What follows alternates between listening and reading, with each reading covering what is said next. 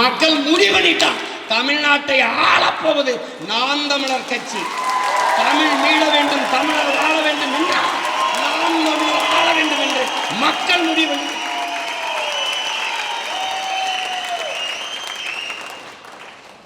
ஆல்ரைட்ஸ்ன்னு சொல்லல, நான் எதற்கும் பயப்படுறதில்லை, அச்சப்படுறதில்லை, கலங்குறதில்லை. ஏன்? நான் 100 முறை வென்று வென்று வென்று ஒரு முறை தோற்றவன் அல்ல, 1000 முறை தோற்று ஒரு முறை வென்றவன். எளிதில் வெல்பவனின் இதயம் மலரினும் மெல்லிதாக இருக்கும். தோற்று தோற்று தோற்று தோற்று போய் வெல்பவனின் இதயம் இரும்பினும் கடினமாக இருக்கும். உங்கள் இதயம் என் அன்பு உடன் பிறந்தார்களே இரும்பினும் கடினமாக இருக்கும். தோல்வி வெற்றி நம்மை சிரித்து மகிழ வைக்கும், தோல்வி சிந்தித்து வெல்ல வைக்கும்.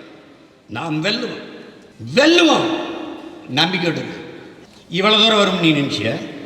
நான் இந்த வேலையை செய்யணும் என்னை பெற்ற தாய் தந்தை நினைச்சானா, என்னை கற்பித்த ஆசிரியர் நினைச்சானா, இங்கே கூடியிருக்கிறாரா நினைச்சிங்களா? இல்லை நானாவது நினைச்சேனா? இல்லை, காலம் கையளித்தது செய்கிறோம். இன்னும் உங்கள் அப்பா முதலமைச்சரா? யாரோ ஆரம்பித்த கட்சியை பறிச்சுட்டு வந்தியா? கொடி சின்ன ஆட்சியோட வந்தியா? சாதியை சொன்னியா? மதத்தை சொன்னியா? என்ன சொல்லு? லட்சக்கணக்கான கோடிகளை கொள்ளையடிச்சு பதுக்கி ஒதுக்கி வச்சிருந்தது பாதுகாக்க பதவிக்கு வரணும்னு வந்தியா? இல்ல, நீ தாயின் கருவறையில் பிறந்தவன் அல்ல, உன் இனத்தின் கல்லறையில் பிறந்தவன். நீ லட்சக்கணக்கான இனத்தின் பிணத்திலே நீ பிரசவிக்கப்பட்டாய்.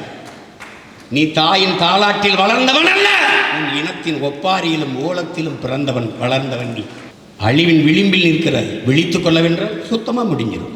விடுதலையின் முதல் படி விழிப்புணர்வு என்கிறார் தலைவர். கத்துக்கு. உன் வழிபாட்டை இழந்தாய், உன் மொழியை இழந்தாய், உன் வரலாற்றை மறந்தாய், ஒவ்வொன்றாக இழந்து கடைசியாக உழைப்பிலிருந்து வெளியேற்றப்பட்டு கொண்டிருக்கிறாய். இனி கடைசியாக நடக்க போவது உன் தாய் நிலத்திலிருந்து வெளியேற்றப்படுவாய். இது நடக்கும். என் தம்பி பாலச்சந்திரன் மேல சத்தியம், நீ நடக்கும். அன்னைக்கு நீ என்னை தேடுவாய். இருந்தா உனக்காக நான் சண்டை செய்வேன், இல்லைன்னா நீ போக வேண்டியது, அடிபட்டு சாக வேண்டியது. பாலஸ்தீனத்தில் நடப்பது இஸ்ரேல்கார அடிக்கிறான்ல, ஈழத்தில் சிங்களம் அடித்தான்ல, அதே மாதிரி இங்கே வட இந்திய உன்னை அடிக்கும்போது ஒரு பயம் உனக்கு கேட்க இருக்க மாட்டேன். காவிரி நதிநீருக்காக அடித்து விரட்டும் போது எவனாவது கேட்டானா? முல்லை பெரியாற்று அணைக்காக அடிக்கும்போது கேட்டானா? ஆந்திர காட்டுக்குள்ளே சுட்டு போடும்போது கேட்டானா? இந்திய கடலுக்கு 840 மீனவன் ரத்த சொந்தங்களை சுட்டு போடும்போது அவனை கேட்க நாதி இருந்ததா? அதை போலவே ஒரு நாள் இங்கே உன்னை அடிப்பான், கேட்க நாதி இருக்காது. இதில் என்ன உனக்கு இருக்குது? உனக்கு உன்னை சுற்றி என்ன பிரச்சனை இருக்குன்னு தெரியல. இதெல்லாம் தீர்மானம் நினச்சிக்கிட்டு இருக்க.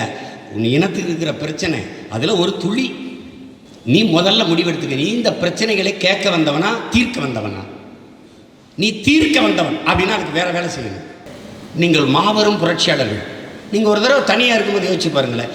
எந்த பின்புலத்தில் பொருளாதாரம் இல்லை, ஊடக ஆதரவு இல்லை, பெரிய பெரிய மாவட்ட செயலாளர்கள் வந்தார்கள், கட்சியில் சேர்ந்தார்கள், செல்வந்தர்கள் வந்தார்கள், இணைந்தார்கள், இல்லை. அன்றாடங்காட்சிகள், தினக்கூலிகள், பஞ்ச பராரிகள், தானி ஓட்டிகள், அந்த கூலிக்கு போறவன், அவன் இவனெல்லாம் சேர்ந்து ஒரு மாபெரும் அரசியல் படையை 10 ஆண்டுகளில் கட்டி எழுப்ப முடியும் என்றால் அது புரட்சிடா. புறையோடி போன புற்றாக இருக்கிற சாதி மத உணர்ச்சியை தகர்த்து நினைச்சு பாரு. சாதி, மதம், சாராயம், பணம், சாப்பாடு, இதாண்டா இங்க இருக்கிற அரசியல் கோட்பாடு. இதான் இங்க இருக்கிற கோட்பாடு. சலுகை, போனஸ், மானியம், இலவசம், இதான் இங்க இருக்கிற நலத்திட்டங்கள். இதையெல்லாம் உடைத்து நாங்கள் தமிழர்கள் என்ற ஒரு புரட்சிகர அரசியல் படையை கட்டுவதுதான் சாதாரணம் அல்ல. இதை சாத்தியப்படுத்தியது என்பதே நமது உயிர் தமிழும் நமது உயிர் தலைவன் பிரபாகரன் என்பதை நீ எங்கே பிறந்துக்கலாம், நீ எந்த சாதி, எந்த மதம், எவனாவது, ஆனால் உன்னையும் என்னையும் இந்த அரங்கத்தில் இறுக பிணைத்து நிறுத்தி இருப்பது நம் உயிர் தமிழும் நம் தலைவன் பிரபாகரன் என்பதை நீ கவனிச்சு.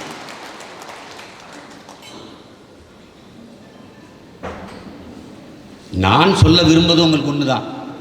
எங்க அண்ணன் என்னை அடமான வைக்க மாட்டான். அவன் கடைசி வரை நல்வழி நடத்தி போய் இந்த இலக்கை தொடுவான் என்ற நம்பிக்கை இருந்தால் என்னோடு வா.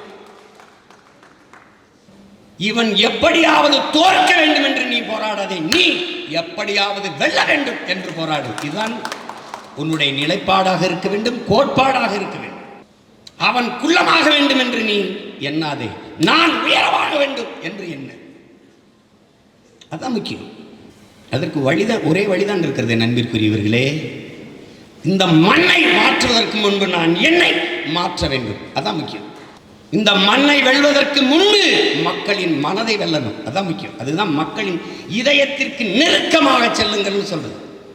ஒரு மாதம் போய் மக்களுக்கு களத்திலே நின்று உதவினோம். ஒருத்தரும் படம் பிடிக்கல, செய்தியாக்கல, அதை பற்றி கவலைப்பட என் தம்பியெல்லாம் சொல்லுவாங்க அப்படின்னு. அவர்கள் விளம்பரத்திற்கு வேலை செய்கிறார்கள். நாம் இதை விரும்பி செய்கிறோம். யாருக்கு செய்கிறோம்? அக்காவிற்கு, தங்கைக்கு, தம்பிக்கு, அப்பாவுக்கு, பெரியப்பாவுக்கு, சித்தப்பாவுக்கு, தாத்தாவுக்கு, பாட்டிக்கு. இது நம் கடமை.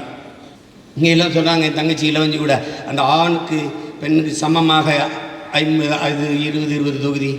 இதில் ஒரு பெருமையும் அல்ல, நம் பிறவி கடமை என்பதை நீங்கள் புரிஞ்சுக்கணும். இதெல்லாம் பெருமையில் ஒன்று, கடமை. அதன் வழியிலே புதிதாக ஒரு கோட்பாட்டை வகுத்துக்கொண்டு தத்துவத்தை தேர்தல் மாற்றிக்கொண்டு நிற்கிற பிள்ளைகள் நாம் அல்ல. நமக்கு எல்லா வடிவத்திலும் தத்துவமாக நம் தலைவன் இருக்கிறார். நீங்கள் என்ன நிறைய அறிவு கொண்டு வர வேண்டும், ஆற்றல் கொண்டு வர வேண்டும் என்றெல்லாம் இந்த இயக்கம் உங்களை எதிர்பார்க்கவில்லை, நானும் எதிர்பார்க்கவில்லை. அறிவு புகட்டப்படும், ஆற்றல் ஊட்டப்படும், வளர்க்கப்படும். ஆனால் நீங்கள் அளவில்லாத அன்பை கொண்டு வர வேண்டும். ஏனால் பேரன்பு கொண்டு எவன் வருகிறானோ அவன்தான் இந்த இயக்கத்தில் முன்னிற்க முடியும். தாயின் அன்பை விட பேரன்பு கொண்டவன் எவனோ அவன்தான் நாம் தமிழர் கட்சியின் முதன்மை தளபதியாக வர தகுதியை பெறுவான். அண்டை அயலானுக்கும் அன்பு காட்டு என்கிறார் நபிகள் நாயகம். நீ அண்டை அயலானுக்கு அன்பு காட்ட வேண்டாம், உடன் பிறந்தவனே உன் அருகில் இருக்கிற இடத்தில் காட்டு. தன்னை போல் பிறரை நேசிப்பாக ஆமேன் என்கிறார் இயேசுகிறார். நீ உன்னை மாதிரி உடன் பிறந்தவனை நேசி. That's all your honour. அவ்வளவுதான். பகவான் கிருஷ்ணர் என்ன சொல்றார்? கிருஷ்ண பரமாத்மா பூமியில் எங்கெங்கு அநீதி நடக்கிறதோ அதையெல்லாம் ஒழிப்பதற்கு நான் அவதாரம் எடுத்து வருவேன்கிறார். அவருடைய அவதாரங்கள் தான் நீங்கள். அநீதியை எதிர்க்கிற ஒவ்வொருவனும் கிருஷ்ண பரமாத்மாவின் அவதாரங்கள் தான். அநீதியை எதிர்த்து அச்சமில்லாமல் துணிந்து போராடுகிறவன் எவனோ அவனே உண்மையான ஜிகாத்து புனித போராளி என்கிறார்கள் ஸல்லல்லாஹு அலைஹி வஸல்லம் அவர்கள். அநீதிக்கு எதிரான புரட்சி தீயை பற்ற வைக்கவே நான் இந்த பூமிக்கு வந்தேன். இது இயேசுபிரானின் கூற்று. எப்படி பார்த்தாலும் உலகில் மானுட சமூக மாற்றத்திற்கு வந்த சிந்தனையாளன், புரட்சியாளன் எல்லோரும் ஒரே தடத்தில், ஒரே தத்துவ நிலைப்பாட்டில் தான் நின்றிருப்பார்கள். அதுக்கு சொல்லிட்டே போகலாம். தன் குறை பிறர் குறை காண்பவன் அரை மனிதன், தன் குறை காண்பவன் முழு மனிதன். இது சாக்ரட்டிஸ். அதையே நம்முடைய பாட்டனார் வள்ளுவ பெருமகனார் ஏதிலார் குற்றம் போல் தம் குற்றம் காண்கிற்கு பின் தீதுண்டோ மண்ணும் உயிருக்குங்கிறது. எது ஒன்றையும் நமது முன்னவர்கள் நமக்கு வைத்து விட்டு செல்ல தவறவில்லை. நாம் அதை பயன்படுத்திக் கொள்ளவில்லை. ரொம்ப குழப்பிக்கிறது. நம்மளை எப்படி பயன்படுத்துவாங்க? அதெல்லாம் பெரிய கட்சி, இந்த கட்சிகளை எப்படி நீங்கள் வெல்லுவீங்க, கூட்டணி போகாமல் எப்படி வெல்லுவீங்க அப்படி. இவ்வளோ காலம் பொறுத்திருந்தீங்களே, இன்னொரு 2 ஆண்டுகள் பொறுத்திருந்தா எப்படி வெல்லுவோம்னு.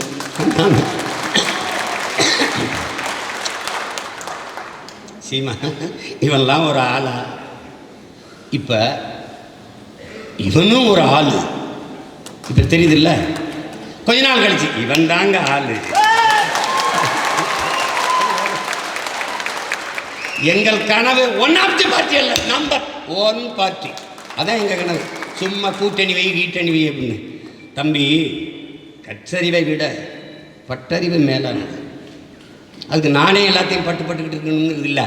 எங்கள் முன்னவர்கள் பற்றிருக்கிறார்கள்.